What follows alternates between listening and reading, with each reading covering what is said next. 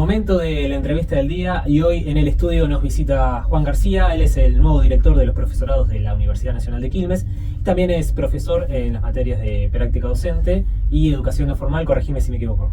¿Qué tal, Nicolás? ¿Cómo andás? Bueno, gracias por la invitación. Saludos acá al equipo. Fui docente del taller de no formal en pandemia el 2020, pero no lo estoy siendo en la actualidad. Solo docente de práctica de la enseñanza y residencia docente. Bien, bien. Bueno, Juan, el motivo por el cual te traigo acá es, además de hablar de la educación y de la escuela secundaria, es la obligatoriedad de la escuela secundaria, ¿no? En los últimos días, diversos funcionarios del gobierno nacional instalaron esta cuestión de que no es necesario que la escuela secundaria sea obligatoria. ¿Qué opinión te merece? ¿Qué análisis haces al respecto? Mira, tal vez lo que tengamos que pensar respecto a la obligatoriedad, así como un breve desarrollo histórico, cómo se fue originando la idea de la obligatoriedad en el sistema educativo en general y en el sistema o en el nivel secundario en particular. Desde la ley 1420, allá en 1884, se establece la obligatoriedad solo del nivel primario y se establecía que las personas que iban a estar en ese nivel eran de 6 a 14 años y con una particularidad, la ley prevé mecanismos para aquellos padres, mecanismos punitivos si se quiere, para aquellos padres que no enviaran a sus hijos e hijas a la escuela. Es cierto que es una ley innovadora, muy moderna para la época, pero ahí me parece que siempre que pensemos en ella, lo que hay que pensar también es en el cumplimiento efectivo de esos derechos, que hasta más o menos mitad del siglo pasado no había una masividad del nivel primario. Lo que va a suceder después es que, o no tanto después, sino en paralelo, incluso antes con escuelas secundarias, se prevé la creación de escuelas secundarias. Ustedes son capaz un poco más jóvenes, pero en mi época había escuelas nacionales, escuelas normales, escuelas comerciales, de las cuales salían los peritos mercantiles, también había escuelas técnicas, ahora hay, pero en algún momento eso tuvo como un interregno, por decirlo de alguna manera. Entonces, lo que sucedía con la escuela secundaria era que existían las escuelas secundarias, pero no existía la obligatoriedad de ir a la escuela secundaria. Entonces, Argentina recién va a tener la obligatoriedad de... Eso no significa que no existieran escuelas y que la matrícula no fuese creciendo sí, año tras año. Año tras año, sí. Incluso en momentos de crisis económica. Pero no había nada con relación a la obligatoriedad. Entonces me parece que acá lo que tenemos es algunas dimensiones que son más de tipo jurídico-normativa. En qué momento el Estado Nacional empieza a establecer la obligatoriedad de un nivel, que como decimos, en la primaria eso siempre estuvo muy claro desde hace más de 150 años. Y en la secundaria la primera normativa que tenemos es la Ley Federal de Educación, que lo que hace es no solo modifica la estructura de la escuela, ya no eran 5 años de primaria y 7 de primaria y 5 de secundaria, sino que lo que hace es modifica la estructura y vamos a tener lo que se conoce como el eje B, la Escuela General Básica, que amplía los años de escolarización. Y ahí ya no vamos a tener 7 años de escolarización obligatoria, sino que vamos a tener el 8º y el 9º. Entonces, por un lado, se amplía la obligatoriedad en un contexto donde se primariza, porque esos niveles quedan, si se quieren, a nivel primario, y después vamos a tener lo que es el nivel polimodal, que para que la gente tal vez, o los más jóvenes que cursaron la secundaria, sería lo que sería hoy los ciclos orientados, porque eran los 3 últimos años de la secundaria, pero tampoco era obligatorio. Ahí también hay que entender como algunas discusiones, algunas cuestiones también, si se quiere, normativas. La Convención de Derechos de Niños y Niñas de 1989, que es en el marco de organismos internacionales y demás, empieza a establecer esta idea de que los niños, niñas y adolescentes son sujetos de derechos, y siempre vamos a tener como una discusión que en términos de qué es la educación básica. Porque uno va a tener, bueno, hay que ofrecer la educación básica a los niños, niñas y adolescentes, pero está clarísimo que no es lo mismo la noción de educación básica hace 150 años que hoy en día. Entonces, ¿y cuántos niveles educativos debería tener una persona para realmente tener una educación básica? Que si uno piensa en la función social con la cual se pensó esa escuela moderna, y también en estas discusiones de si liberales, no liberales, si socialistas, marxistas, keynesianos y demás, lo que tenemos que pensar es que la institución escuela ya sea primaria, secundaria, es una institución moderna que se pensó desde una doctrina económica, filosófica y política liberal. Sí. No es que se pensó desde otro lugar. Es la primera vez que los estados empiezan a pensar que desde el estado van a educar masivamente a toda la población. Entonces, como decíamos, la primera parte será la primaria, recién en el 93 extendemos, y lo que va a suceder a partir de unos datos que elaboró la Dirección Nacional de Información y Evaluación de Calidad Educativa, que después de la crisis de 2001 por primera vez deja de esa curva ascendente de aumento de la matrícula en escuelas secundarias, deja de crecer.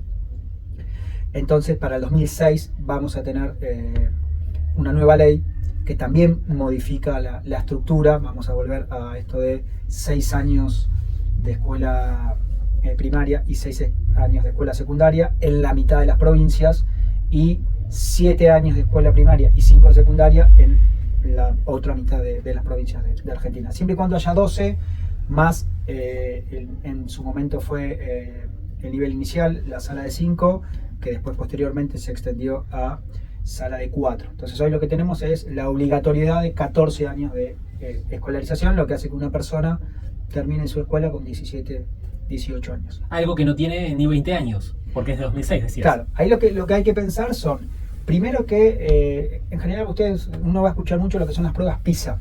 ¿Y por qué las pruebas PISA se toman con estudiantes de 15 años? Porque en su gran mayoría la obligatoriedad en el resto de los países es hasta los 15 años. No todos los países, es más, son muy pocos los países que van a tener obligatoriedad hasta los 18 años. En su mayoría tienen hasta los 15. Entonces, esto lo que implica es varios desafíos.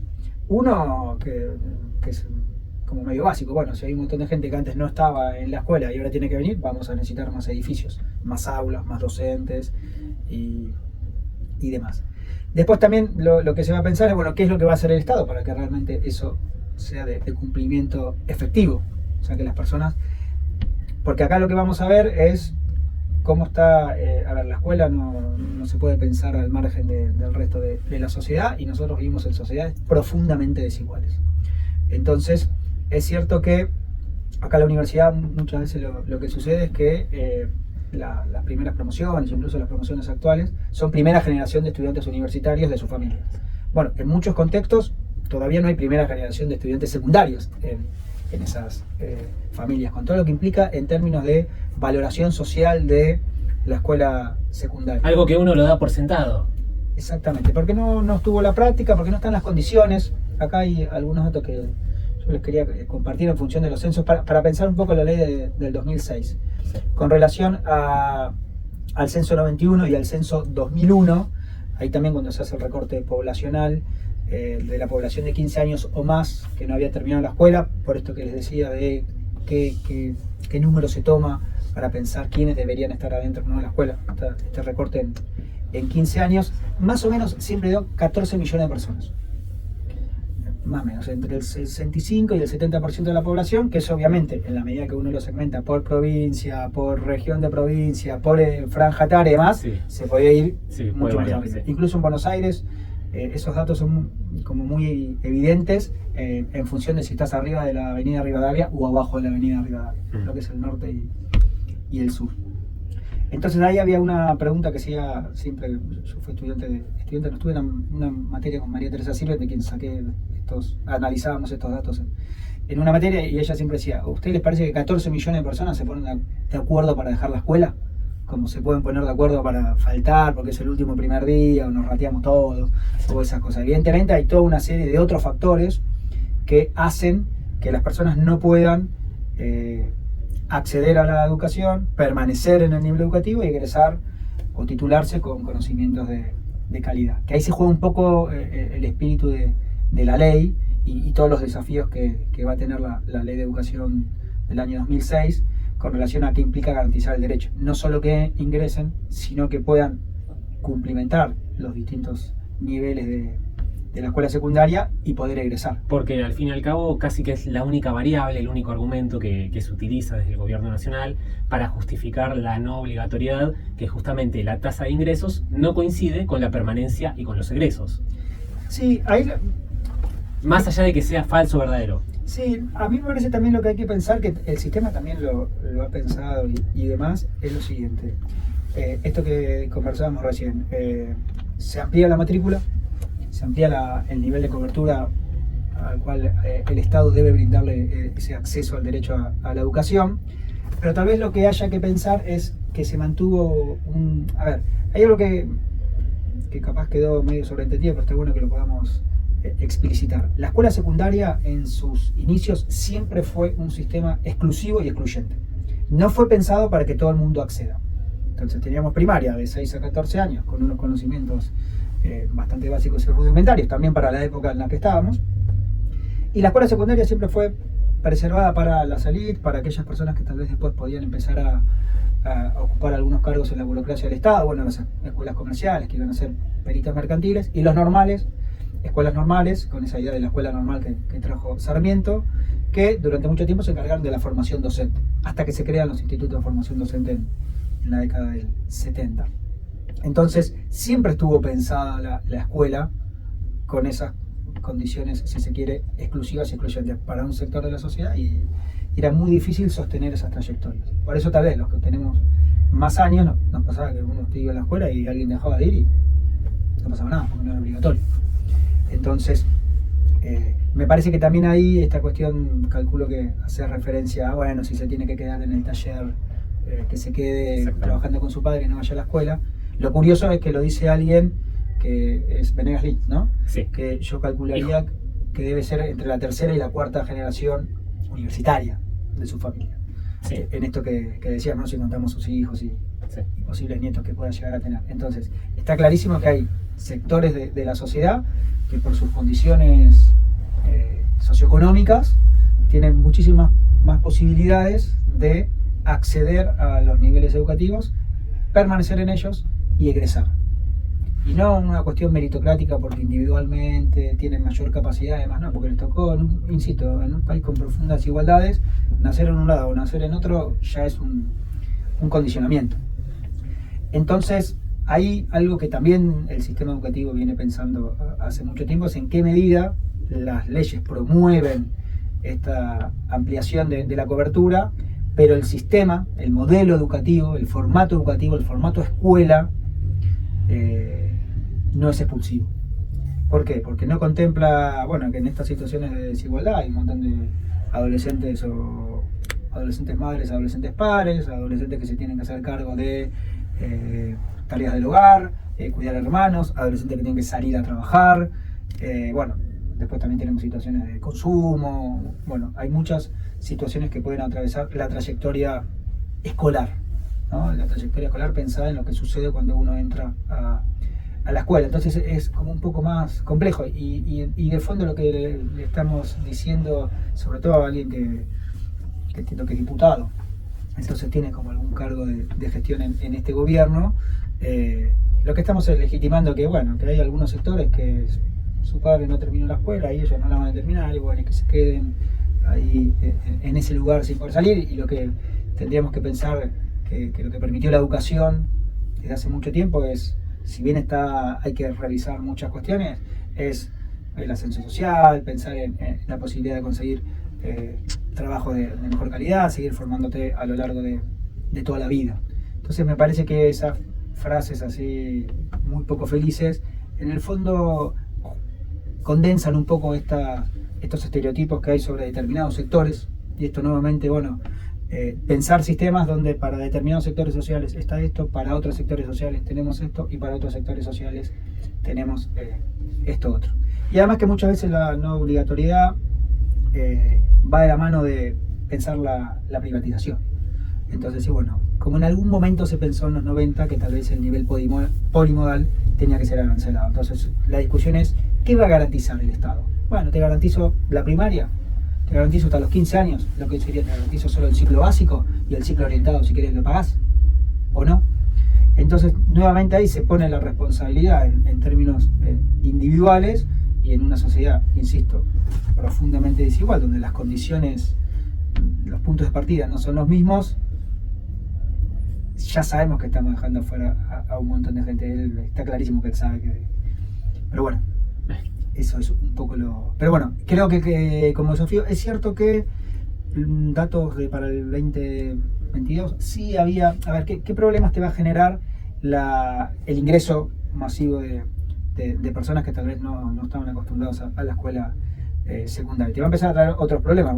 Sí. Otros problemas en el sentido de que van a aparecer cuestiones vinculadas a la repitencia, a la sobriedad, y nuevamente, esto de quién es el problema, de un sistema. O sea, vos pensás que el año pasado se empezó a hablar de la cuestión de la repitencia, Sí. ¿no? Si sacamos la repitencia, no, si las faltas y demás. Sí. Entonces son estudiantes graduados, universitarios, también tenemos estudiantes. Imaginen que fueron a un año y de 8 materias que cursaron, 6 materias, bueno, ahora entiendo que van por cursar un poco menos por la crisis, Sí. aprueban 4 y 2 no. Y le dicen, el año que viene tengo que hacer todo nuevo. Pero porque si yo aprobé 4, eso no, para usted no existe. No. Y sobre todo para un nivel que no solo está pensado que va a formar para el trabajo y para la vida social, sino también para la continuidad de los estudios superiores. Bueno, durante mucho tiempo vos tenés 12 materias, 13 materias, 11 materias, te aprobabas 8, te quedaban 3 previas repetidas. Sí, pero estas 8 ya las aprobé. Y el año que viene volvía a hacer las mismas. Claro. Entonces, tal vez el sistema no ha tenido como la flexibilidad de empezar a pensar lo que en términos capaz teóricos se llama la gramática escolar, estas reglas que están en el sistema educativo y que cuando se intentan modificar tienen mucho rechazo, incluso de los padres, de los educadores, porque esto es facilismo, acá prueba quien quiere. Entonces después cuando empiezan a sacar a relucir otros sistemas educativos como Estonia, Canadá, Finlandia o Corea, que son ahora como los... Entonces empiezan a decir, bueno, pero miren que en esos sistemas son sistemas públicos, gratuitos, y pasan estas cosas, ahí como que empiezan a recular y dicen, no, mejor pensemos otro para compararnos, porque... Claro. Y obviamente son países donde hay mucha presencia del Estado, no existe la desigualdad social que existe acá. Entonces sí creería que, y tal vez se une un poco con lo que nosotros tratamos de empezar a pensar en términos de formación docente desde las prácticas, no solo ir y dar las clases, sino también que nuestros futuros docentes, los graduados de los profesorados, tengan estas herramientas más analíticas, que realmente cuando decimos, bueno, que sean reflexivos, críticos, que puedan también pensar en esta dimensión, porque alguna vez esperamos que estén en puestos también de gestión, y la verdad que la educación es algo colectivo, y vamos a tener que modificar muchas cosas, eso está clarísimo. No si los términos van a ser discusiones ideológicas, no, porque ustedes quieren hacer esto, no, porque ustedes hicieron tal cosa, y en realidad está clarísimo que son problemas muy complejos que atraviesan a todas las gestiones, porque el problema de la educación no viene ni de la gestión anterior, ni de la anterior, ni de la anterior, sumado que además los servicios fueron transferidos en la década del 90, entonces también hay cuestiones de las autonomías provinciales, y está claro nuevamente en términos de recursos, que si sos una provincia rica puedes hacer una cosa, si sos una provincia que no tiene los recursos como Ciudad de Buenos Aires, Sí. puedes hacer otra. Entonces me parece que cuando empiecen cuando salgan estos discursos de qué hizo este país, qué hizo el otro, por ejemplo el de Finlandia, tendrían que ver los acuerdos que hubo entre todas las fuerzas políticas entre la década del 70 y el 80 para pensar un sistema educativo. Bien. Entonces sucede muchas veces que o se toca de oído, que vamos y tiramos consignas y demás, y lo que vamos a necesitar para pensar hoy muchas cuestiones vinculadas a qué tipo de conocimientos van a tener que tener las personas para insertarse en el mercado laboral, cómo está atravesando la inteligencia artificial los procesos de enseñanza, aprendizaje, la robotización, la informatización de los procesos productivos, la deslocalización, las cuestiones de cómo trabajar en la virtualidad. Está clarísimo que los sistemas se tienen que ir adaptando y los procesos sociales y los cambios van a un ritmo que no se condicen con... Vos pensás que, no sé, vos en la escuela secundaria tenés la orientación comunicación. La educación, la reforma es del año 2006, a partir de 2007, 2008, 2009 se empieza a hacer como ese empalme entre el sistema anterior y el sistema actual. Y las materias de orientación en comunicación, pensar la cantidad de cosas que pasaron en 15 años, Sí, el con surgimiento de redes diseños sociales, nos pasa a nosotros, yo también estoy en Cronistas Barriales, pero cuando arrancamos hace más o menos 14 años, y estaba Facebook nomás, algo de YouTube, así, como que así Y hoy es imposible masivamente. pensarlo por Y hoy fuera es de eso. imposible pensarlo por fuera de las redes sociales, de un montón de cosas, de los dispositivos telefónicos con los cuales ya se pueden producir. Y entonces hay toda una serie de cambios que se van sucediendo y los diseños curriculares y la estructura, además no se amolda a esa velocidad. Juan, gracias por venir y la próxima te invito para seguir charlando sobre educación. Hasta ahí la palabra de Juan García, flamante director de los profesorados de la Universidad Nacional de Quilmes.